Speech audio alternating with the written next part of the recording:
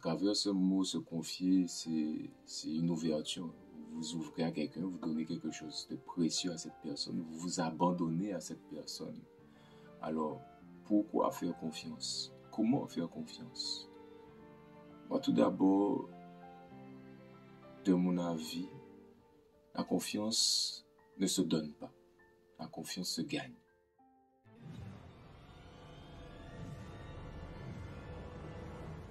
Beauté, belle bonjour. Donc c'est Jérôme du Centre Bangui. Aujourd'hui, nous allons parler de la confiance. Qu'est-ce que la confiance? Il faut déjà avoir confiance en soi. Donc, il faut pouvoir être d'abord en accord avec soi-même pour pouvoir être ouvert à l'autre ou aux autres. Ok? Je voulais aussi préciser que la confiance est quelque chose de précieux. La personne en qui vous avez confiance et vous voulez donc accorder votre confiance est quelqu'un de bienveillante. Une personne avec qui vous pouvez parler, vous confier, vous ouvrir pleinement. Donc on peut dire aussi, on peut s'accorder à dire que la confiance c'est quelque chose de dangereux. Parce qu'en face, on s'ouvre à quelqu'un sans vraiment savoir derrière qu'est-ce qui se passe dans l'esprit de cette personne.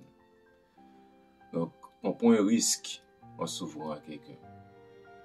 La confiance c'est quelque chose qui est fondamental dans la société parce qu'elle permet de créer une société, de s'ouvrir, de créer des liens de confiance, des liens d'amitié, même d'amour.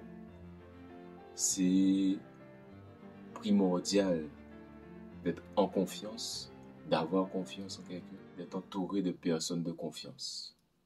Ça permet d'avoir un sentiment de plénitude. Donc, la confiance c'est quelque chose de beau, de magnifique. Pas histoire de donner sa confiance gratuitement. Ça c'est non. Je peux même dire que c'est de la naïveté. Ok? Donc à partir du moment où on parle de confiance, la personne qui est en face doit pouvoir gagner votre confiance.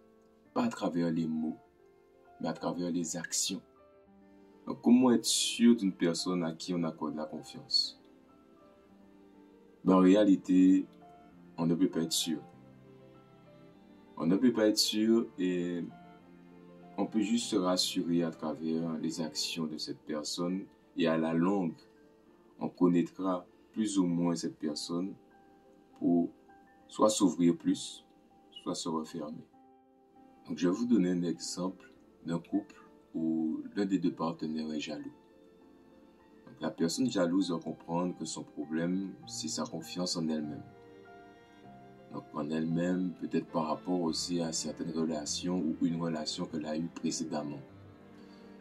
La personne qui est en face aussi doit comprendre qu'une personne comme ça doit être mise en confiance. Sinon, cette personne sera toujours jalouse et ça va faire qu'amplifier les problèmes de ce couple. Alors pour terminer, j'ai envie de vous dire comment vous abordez ce sujet. Alors, êtes-vous du genre à pardonner? Êtes-vous du genre à redonner votre confiance? Ou c'est fini, c'est terminé? Alors, quel est votre style en fait? Est-ce que vous avez vécu une trahison?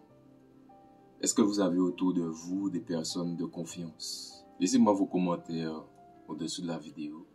Alors je vous remercie, je remercie tous ceux qui nous font confiance, tous ceux qui font confiance au Centre Bangui. Je vous dis, Zola, amour inconditionnel, l'amour.